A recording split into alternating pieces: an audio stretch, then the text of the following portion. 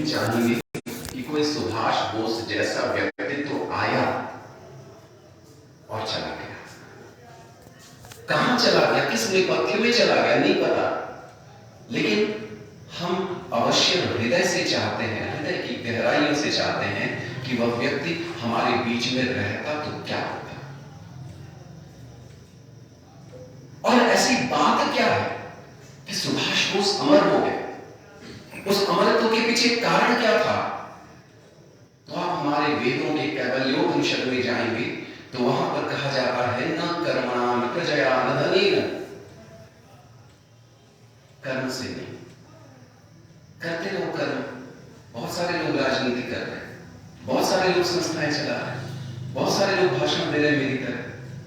न प्रजया, न तो बहुत सारी प्रजाओं से। ये जो हमारी युवा पीढ़ी है, इसके सामने जिन नेताओं का चरित्र रखा गया, वो बड़े होते हुए जिसको देख रहे हैं कि किसी के पीछे 1000 लोग हैं, 10,000 लोग हैं, वो महान हो गया।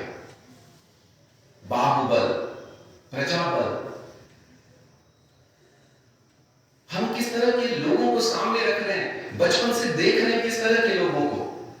हमें दिखाई देता है कोई नेता बड़ा तब होगा जब उसके पीछे 50,000 की भीड़ होगी। वो 50,000 की भीड़ इकट्ठी कैसे की जाती है, आपसे बताने की आवश्यकता नहीं। हमारे उपनिषदों में कह दिया न प्रजया, प्रजा से नहीं। बहुत सारे लोगों को इकट्ठा कर लो, कोई फर्क नहीं पड़ता। अकेला जो सत्य का बल है, आप जमीन के अंदर हजारों फीट अंदर पाताल में गाड़ दो, फिर भी वह सत्य समय आने पर सूरज की तरह अपने प्रकाश से पूरे संसार को आलोकित कर देगा। यह सत्य की शक्ति है। न प्रजया न धनेन। बहुत धनी लोग हुए, फिर ये अमृत सुभाष बाबू को कैसे मिला? तो कैवल्योपनिषद निष्कर्ष निकालता है, घोषणा करता है, त्यागेन एकेनैव अमृतत्वम् आगशुः। एकमात्र त्याग से ही मनुष्य को अमरत्व मिलता है।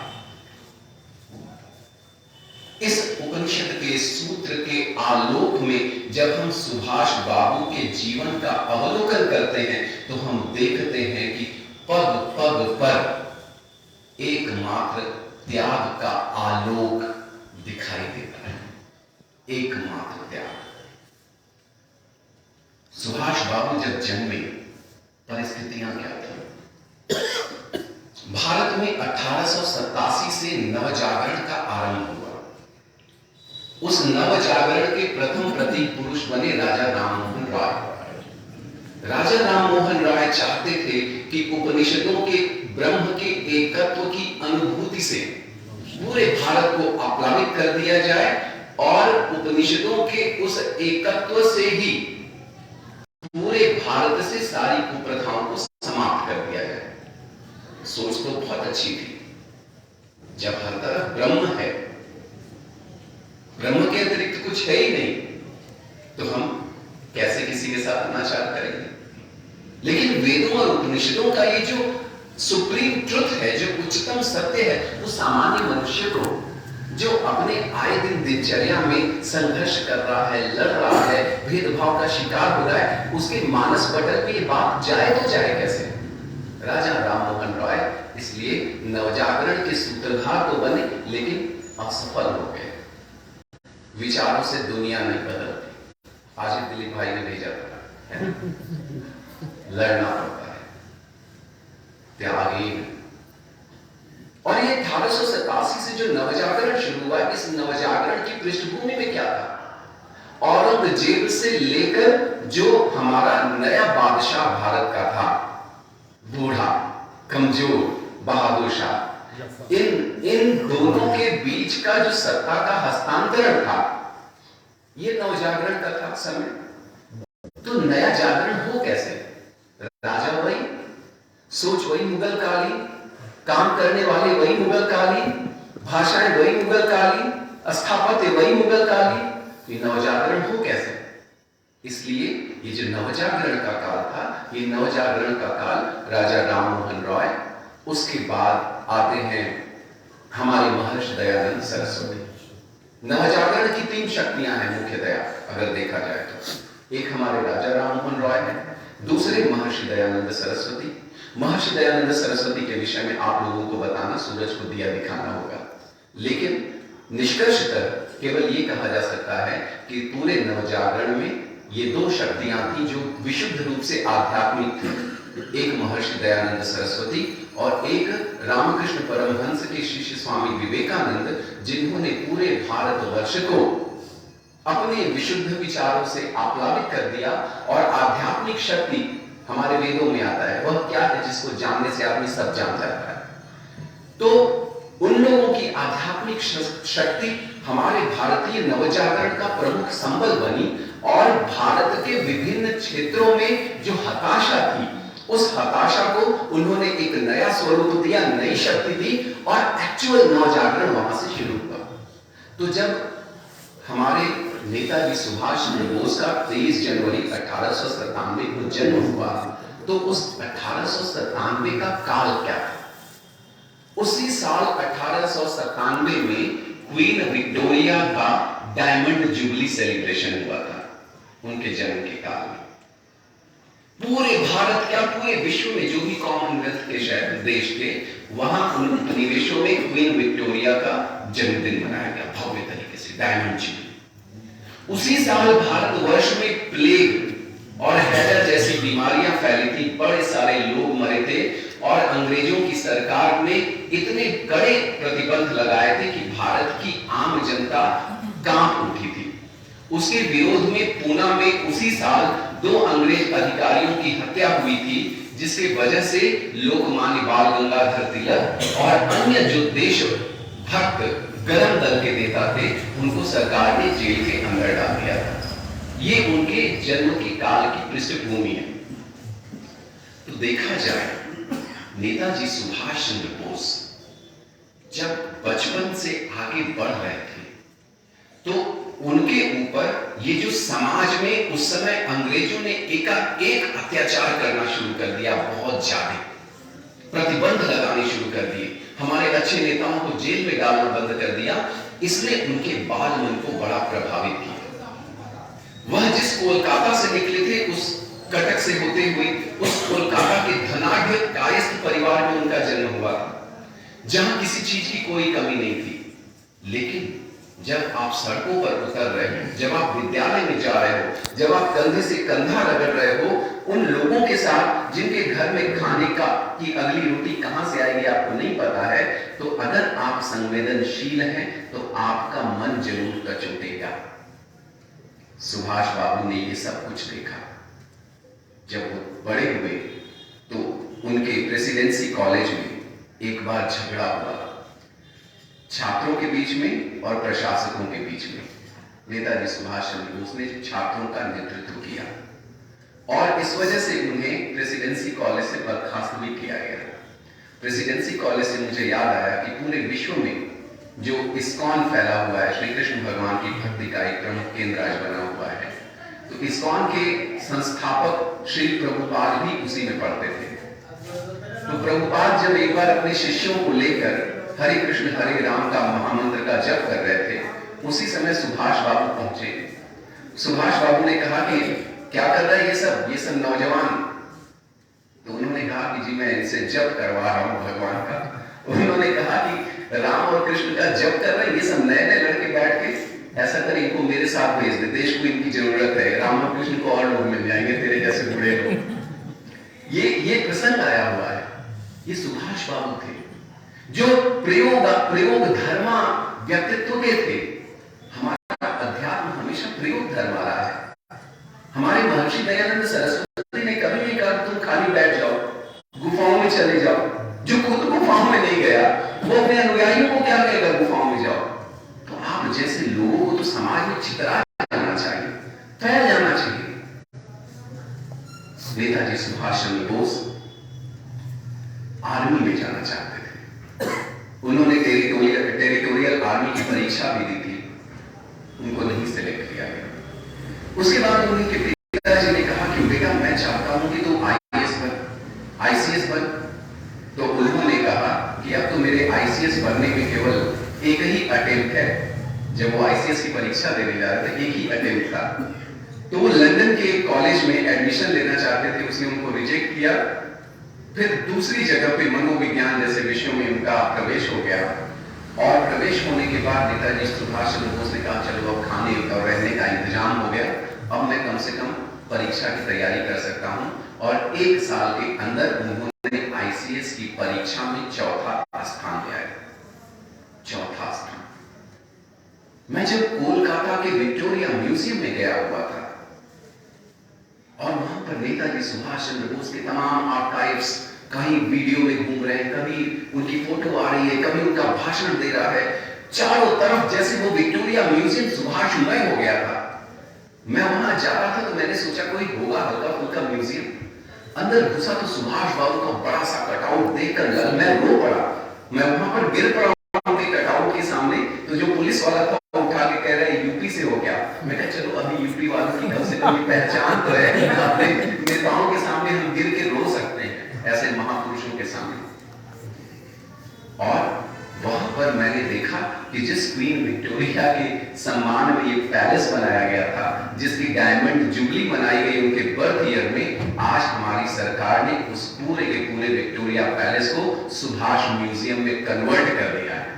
कितनी ये त्याग का असर है, ये त्याग का महत्व है। त्यागी एक ही नहीं अमृत तत्व मानसु। नेताजी सुभाष चंद्र बोस ने अपने भाई शरद को पत्र लिखा, जिसे वह अपने भाई बहनों में सबसे ज्यादा प्रेम करते थे।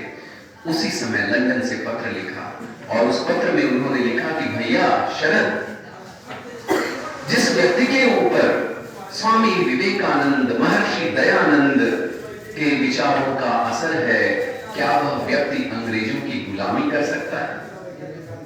यही कह के उन्होंने वहीं से अपना त्याग पत्र अंग्रेजी सरकार को भेजा। और उनके पिताजी बहुत खुश नहीं थे, लेकिन उनकी माता प्रभावती देवी ने उनको पत्र लिखा और कहा कि बेटा सारी दुनिया तेरे इस निर्णय के खिलाफ खड़ी हो सकती है, लेकिन मैं जानती हूं कि जो तू कर रहा है वह कोई और नहीं कर सकता था।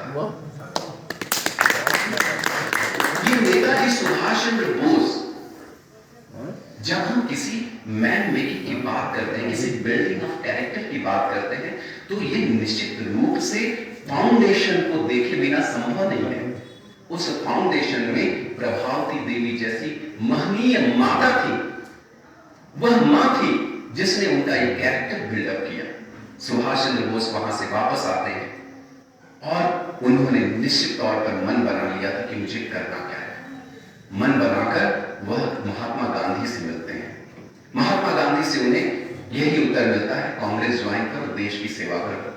फिर वह रविंद्रनाथ टैगोर से मिलते हैं। रविंद्रनाथ टैगोर उन्हें कहते हैं कि आप बंगाल में, कोलकाता में चित्तरंजन बाबू सबसे अच्छा काम कर रहे हैं, उनके साथ काम करिए।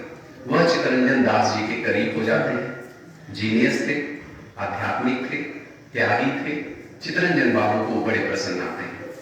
चित्तरंजन बाबू का उनके ऊपर बड़ा असर पड़ा।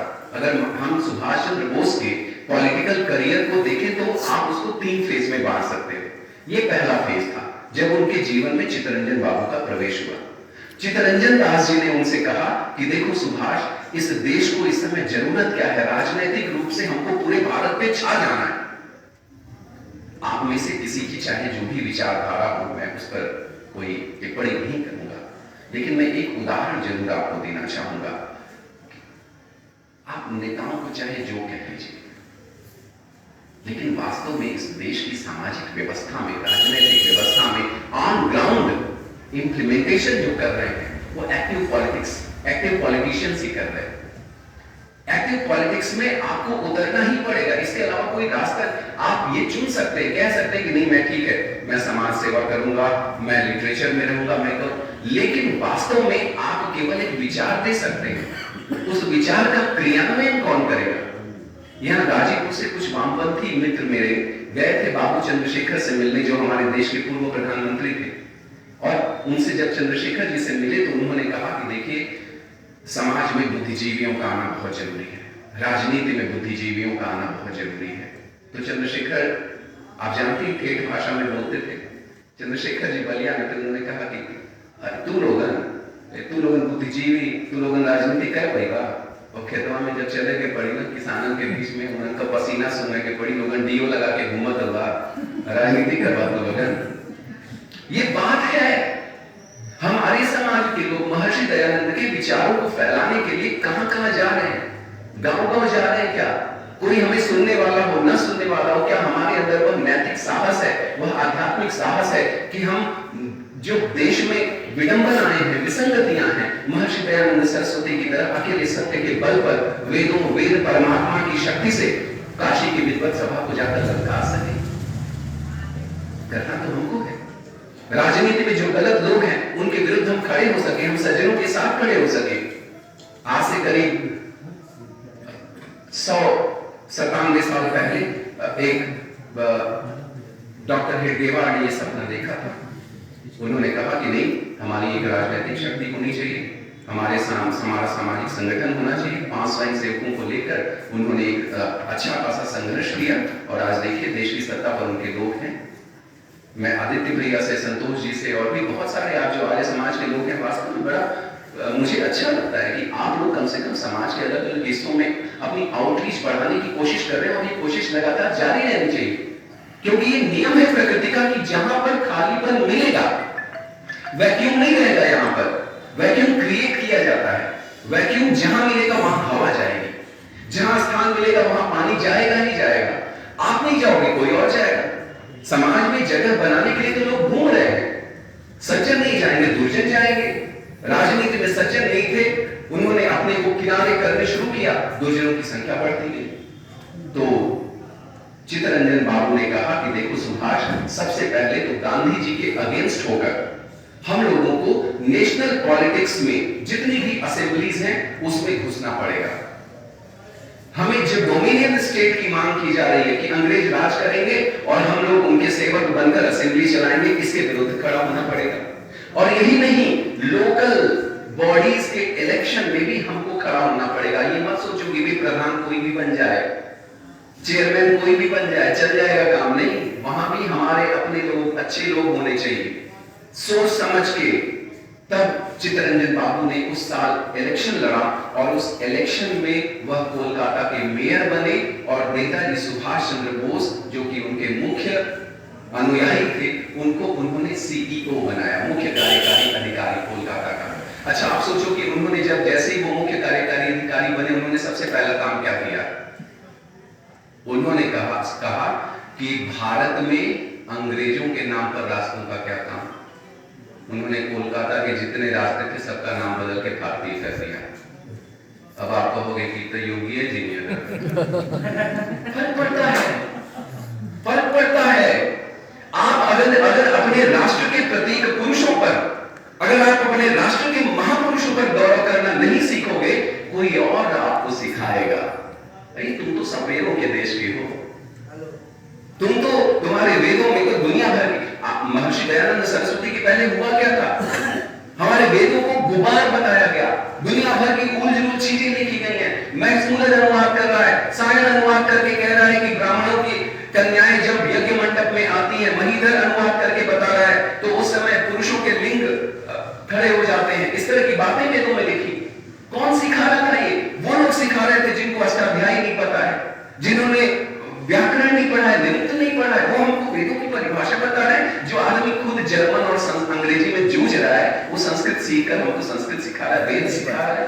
महर्षि दयानंद सरस्वती का एक अवदान था। और यही सुभाष चंद्र बोस, आप देखिए, ये बहुत जरूरी है कि आप किससे प्रभावित हो रहे हैं। और ये प्रभावित होने के लिए भी आपको अपनी जाति का, धर्म का, इन सब चीजों से ऊपर उठकर सत्य को पकड़ना पड़ेगा, सबका त्याग करके। नेताजी सुभाष चंद्र बोस ने कहा सबसे पहले ये जो प्रतीक चिन्ह हैं, जिनका नामकरण उल्टे सीधे लोगों के नाम पर किया जा रहा है, इसको बदल डालो। उन्होंने बदल दिया। दूसरा काम उन्होंने क्या किया? दूसरा काम उन्होंने किया, उन्होंने कहा कि चलो इस कोलकाता के विकास के लिए योजना बनानी पड़ेगी।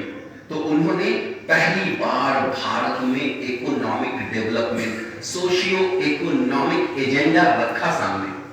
दूर की सोच थी। उसके बाद अगला जो चित्तरंजन दास बाबू मर गए, अगला जो चुनाव हुआ उसमें वो कोलकाता के मेयर बने और उन्होंने और बड़ा परिवर्तन किया।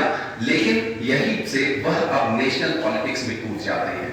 उनके जीवन का जो दूसरा फेज शुरू होता है वह तब शुरू होता है जब महात्मा गांधी चौरी चौरा कांड के बाद, जब ये पूरा देश उबल रहा था, जब ये पूरा देश उस आंदोलन की विफलता के बाद गांधी जी से नाराज था, महात्मा गांधी भी नाराज थे। वह महात्मा गांधी के नीतियों की खुलेआम बुराई करना शुरू कर दिए, जिसमें गांधी के इम्पैक्ट था। महात्मा गांधी के अहिंसा, चरखा और खादी पर बार बार सुभाष बोस कुठाराघात करते रहे और ये उनके गुरु चित्तरंजन बाबू भी करते थे। यहीं से उनके और गांधी जी के बीच में एक फ्रिक्शन शुरू हुआ।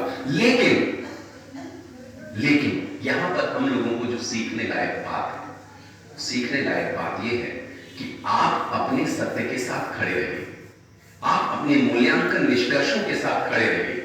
लेकिन समाज में कोई व्यक्ति अगर सकारात्मक कार्य कर रहा हो तो उसका नकारात्मक मूल्यांकन मत करिए।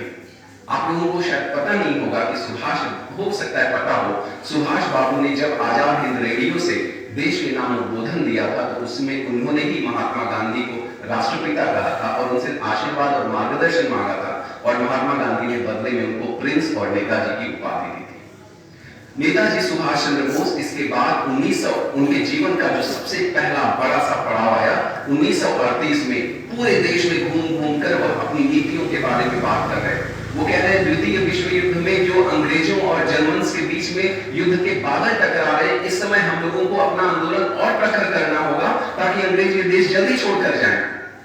गांधी कहते नहीं, ये तो उनकी मजबूरी का फायदा उठाना होगा। सुभाष कहते क्या कर रहे हो आप, कैसी बात कर रहे हो आप? अरे जब दुश्मन कमजोर है तभी तो दुश्मन पर हमला करना चाहिए। सुभाष ने कहां से सीखा? ये हमारे देश की जो पुरानी युद्ध नीति है। मेरे मित्र आए थे, उन्होंने इस समय वो अरुणाचल प्रदेश में आर्मी के कोर ग्रुप में हैं। उन्होंने कहा कि एस जयशंकर ने महाभारत पर एक किताब लिखी है और कहा है कि देखो हमारे देश की जो पुरानी रक्षा नीतियां थी वो कैसी थी। तो उन्होंने इस समय जो भारतीय सेना है वह हमारे वांग्मय पर काम कर रही है कि किस तरह से पुराने समय में हमारे देश को सुरक्षित रखा जाता था। तो मैंने उनको एक और पहलू बताया। मैंने उनसे कहा कि देखो भगवान राम जब कहते हैं ना कि निश्चरहीन कर्म मही, वो कहते हैं निश्चरहीन कर्म। अरे कह देते कि भैया एक दो थोड़ा अच्छा मार दे, कुल जवान परेशान करते हूँ भगियन के छोड़ दे।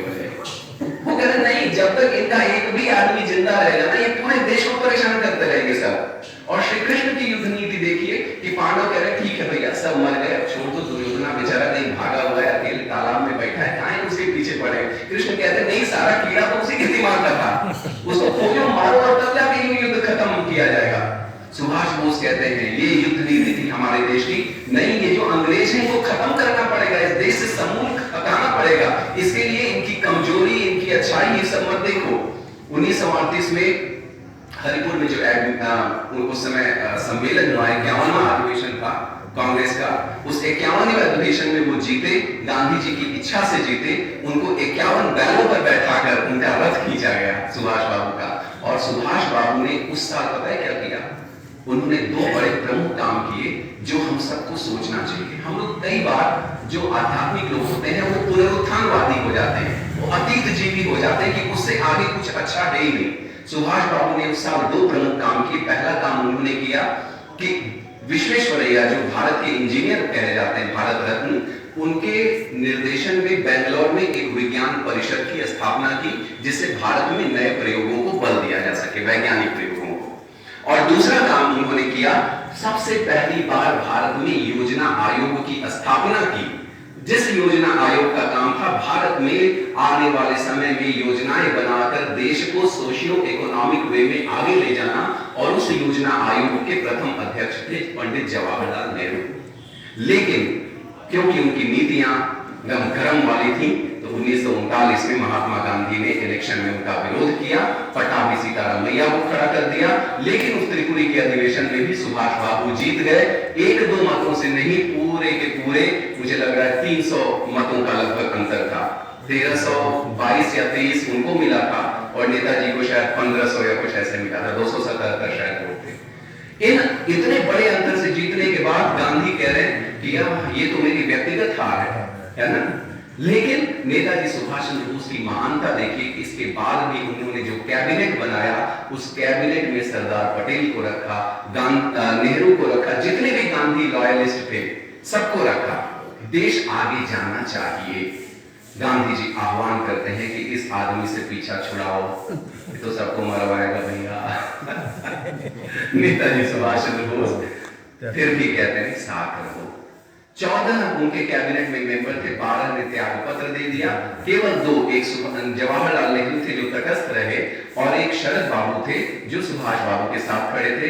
जब उनका कैबिनेट चलना मुश्किल हो गया तो उन्होंने छोड़ दिया कांग्रेस को, अपना अध्यक्ष पद छोड़ा, कांग्रेस नहीं छोड़ी।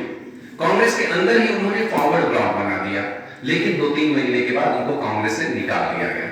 अब फॉरवर्ड ब्लॉक एक स्वतंत्र इकाई बन गई। नेताजी सुभाष चंद्र बोस को नजरबंद कर दिया गया। सुभाष बोस के जीवन में एक बड़ा महत्वपूर्ण समय आता है जब अंग्रेज सरकार उनसे इतना डर गई थी कि उनको यूरोप भेज दिया था और यूरोप में उनको 3 साल के लिए कहा कि तुम भारत में घुसबे नहीं करोगे, घुसोगे तो नौटंकी करोगे तुम। नेताजी सुभाष चंद्र बोस वहां चले गए और एक संत रविदास हमारी आध्यात्मिक परंपरा में हुए हैं, उनका एक बड़ा अच्छा गीत है, मुझे बड़ा पसंद आता है। उसमें वो कहते हैं, जन जन जाऊं करूं तेरी सेवा, तुम सम ठाकुर और न देवा। ये उनका बड़ा प्रसिद्ध गीत है। नेताजी सुभाष चंद्र बोस, अब कोई यूरोप चला गया है, आजाद भारत को कराना, यूरोप में जाके करेगा क्या? वो यूरोप में जाते हैं और वही काम करते हैं, जन जन जाऊं करूं तेरी सेवा। सबसे पहले इटली का जो शासक था मुसोलिनी, उससे मिलते हैं। उसके बाद आयरलैंड का बहुत बड़ा विद्रोही नेता था, उससे मिलते हैं। उसके बाद सरदार पटेल के बड़े भाई विठल भाई पटेल उस समय वहां इलाज करवा रहे थे, उनसे जाकर मिलते हैं।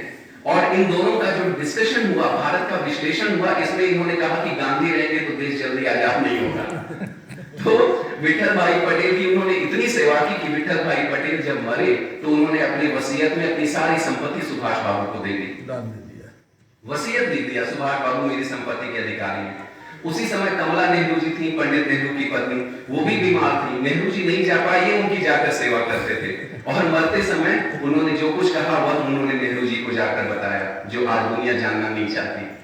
खैर, वल्लभ भाई पटेल को जब पता चला, सरदार वल्लभ भाई पटेल को, कि भैया इतनी बड़ी संपत्ति, सुबह स्वाप आ गया। आप पता है, सरदार वल्लभ भाई पटेल ने मुकदमा कर दिया उस वसीयत पे। उन्होंने सुभाष बोस के ऊपर मुकदमा कर दिया कि भैया हमारे भाई को, दरअसल हुआ क्या है कि अगर आप सरदार पटेल की जीवनी पढ़ेंगे तो सरदार पटेल पहले बैरिस्टर बनने के लिए पढ़ाई करने जाना चाहते थे। तो उनके बड़े भाई ने कहा कि देख भाई, हम बड़े कुछ चल जाएंगे, सब का करिए। तो सरदार पटेल ने कहा कि अच्छा आप ही जाइए। उन्होंने सारा पैसा लगा के उनको भेज दिया, आपने यहाँ रह गए। सरदार पटेल का त्याग था। अच्छा, एक छोटे भाई के तौर पे सरदार पटेल का ये सोचना भी वाजिब था, पैसा हम लगोगी, पढ़ोली हम, सैक्रिफाइस हम करी, पाओ तो सुबह मजा। सुभाष बोस ने कहा कि देखो पटेल जी, गुस्सा मत हो, अरे आपका पैसा है, आप ही को दे दूंगा।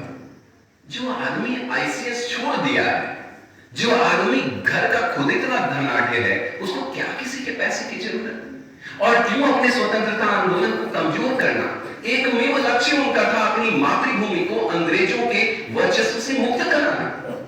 उसमें वह कोई भी रोड़ा नहीं चाहते थे, इसलिए उन्होंने सरदार पटेल को वो पैसा, सारा पैसा बिना मुकदमा लड़े दे दिया, ले जाओ ले जाओ ले जाओ। ये उनका त्याग है।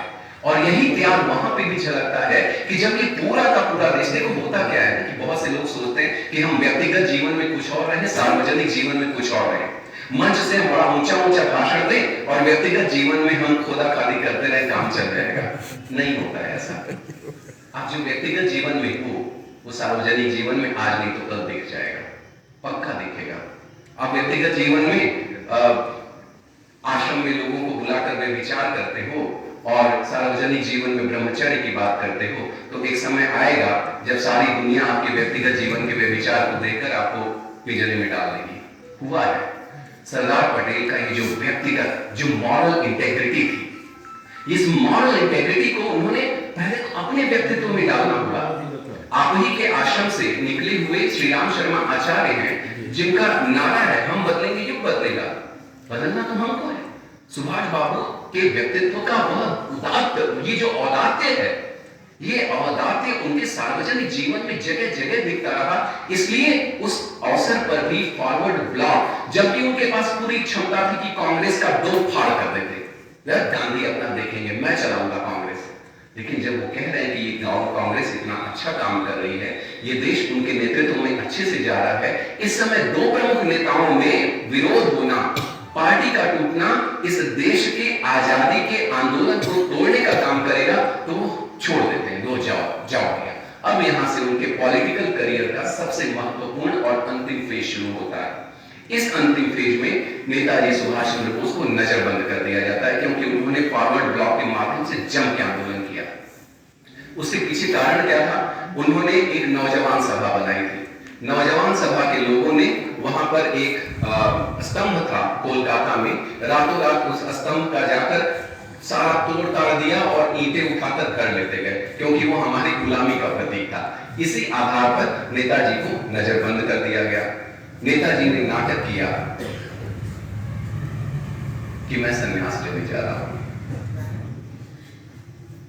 भगवान कृष्ण एक जगह गीता में कहते हैं, द्यूतम छलयताम अस्मि, तुम मुझसे छल करोगे तो छल करने वालों के लिए मैं जुआ हूं, मुझसे बड़ा छली कोई नहीं है।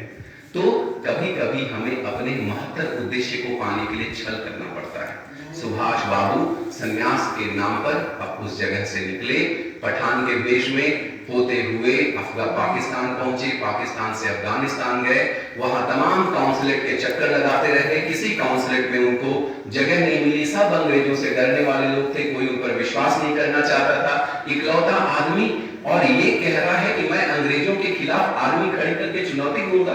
भाई आपके सामने कोई भिखारी आ जाए अभी बाहर निकलने के बाद और आप पूछे उससे कि और भैया काहे ठंडवा में घूमत हुआ, सोचत है कि मर्सिडीज खरीद नहीं आप लोग पलड़ा ठंडा में। सुभाष बाबू अकेला आदमी, कोई न पैसा है न कुछ परेशान है, और वो जाके कह रहा है कि मैं ब्रिटिश एम्पायर को जिसके इतने देश थे कि उसके राज्य में सूरज अस्त नहीं हो रहा है, कह रहा है मैं उसको चुनौती दूंगा आर्मी बना के। कोई माना नहीं, लेकिन इटली का एक आदमी, काउंसलेट का आदमी उनको समझ गया, उसने उनको सहायता की, उनको इटली पहुंचाया, जापान पहुंचाया। जर्मनी जब वो गए हिटलर से मिले, तो हिटलर से उन्होंने कहा, अब सोचिए लोग ये इशारा, लोग कहते हैं ना कि सुभाष बोस के ऊपर वामपंथियों ने आरोप लगाया था कि ये तोजो का कुत्ता है, जापान के जो प्रीमियर थे उस समय उनका कुत्ता है। उन्होंने उन पर आरोप लगाया था कि ये चाकूबाज मुसोलिनी का कुत्ता है, ये अगर जर्मन्स के साथ रहता तो ये हमारे देश को जर्मन्स का गुलाम बना दिया रहता। ये आरोप लगते हैं सुभाष बोस पर। हम लोगों को इतिहास के इन तथ्यों को नजरअंदाज नहीं करना है किसी को खुश करने के नाम पर। हमारे समाजी लोग हैं, हम सत्य के साथ खड़े रहने वाले लोग हैं, हम इंटरटेनर्स नहीं है, हम विदूषक नहीं है कि किसी को खुश रखने के लिए कुछ भी बोल दे। तो सही है सामना करो यार।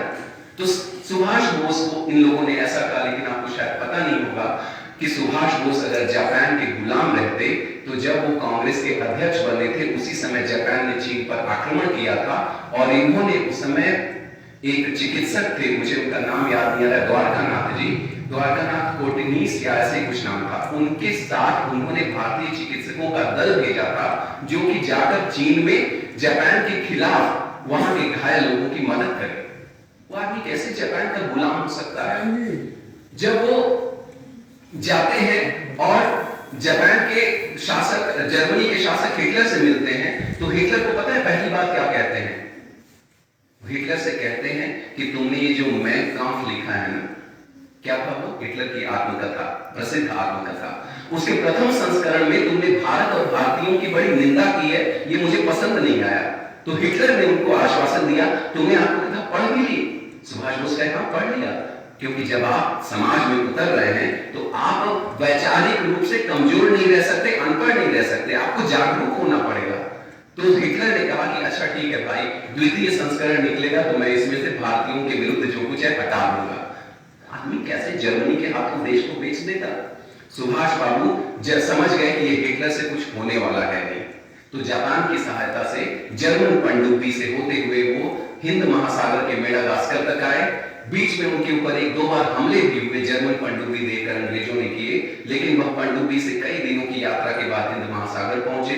वहां से अंदर अंदर तैरकर अपने मित्र के साथ वो जापानीज पनडुब्बी में गए, और उस जापानीज पनडुब्बी से वो इंडोनेशिया गए। इंडोनेशिया से उतरते हैं वो सिंगापुर में। सिंगापुर में स्वतंत्रता परिषद के अध्यक्ष रासबिहारी बोस उनको कहते हैं कि भाई अब मैं बूढ़ा हो गया हूं, अब तुम कमान संभाल लो।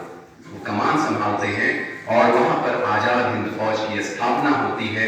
आजाद हिंद फौज, मैं जब सिंगापुर में था मुझे बड़ा आश्चर्य हुआ कि सिंगापुरियंस ने उनके आजाद हिंद फौज के स्तंभ को बड़ा सम्मान दिया है। वो स्तंभ आज भी खड़ा है, वो म्यूजियम आज भी खड़ा है। मुझे एक भारतीय होने पर गर्व हुआ। नेताजी सुभाष चंद्र बोस वहां प्रिजनर ऑफ वॉर से मिलते थे, कैदियों से मिलते थे। वो कैदी तैयार नहीं होते थे क्योंकि ये कैदी जापानियों से लड़े थे, जर्मन से लड़े थे। तो ये कैदी थे, इनके मन में तो ये था कि नहीं, इनकी वजह से हम गुलाम बने हैं, तो इनको मनाना बड़ा मुश्किल था। लेकिन जब आपके व्यक्तित्व में हो, औदार्य हो, विराटता हो, समन्वयवादी भावना हो, अपने देश के प्रति निश्चल प्रेम हो, तो लोग आपकी बात समझ जाते हैं। वो सारे के सारे कैदी उनके साथ शामिल हो गए।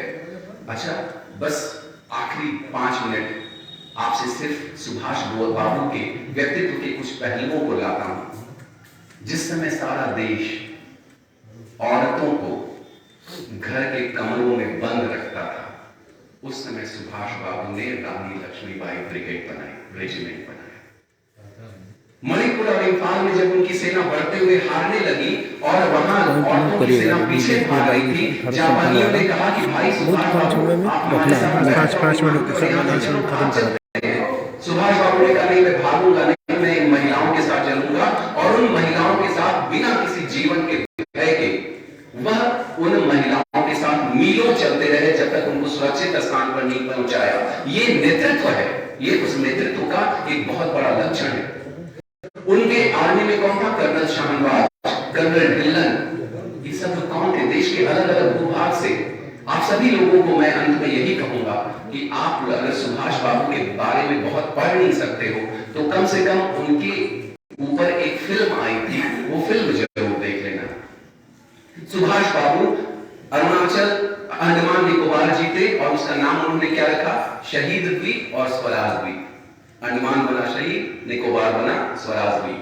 नाम बदलना पड़ता है। हम बार बार औरंगजेब रोड देखेंगे, हम बार बार विक्टोरिया लेन देखेंगे, हमारे दिमाग में तो ये बैठेगा ये तो महान लोग थे।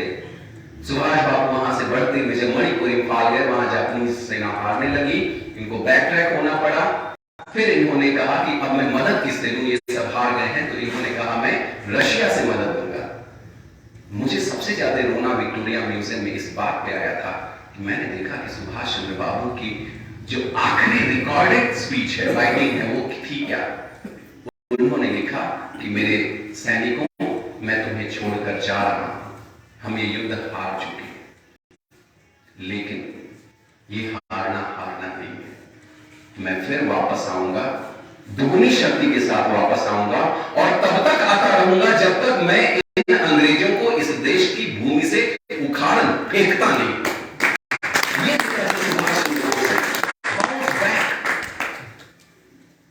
आज इतने महापुरुष, इतने बड़े महापुरुष जिनको कि हम महात्मा गांधी से भी अगर बड़ा कहें तो अतिशयोक्ति नहीं होगी।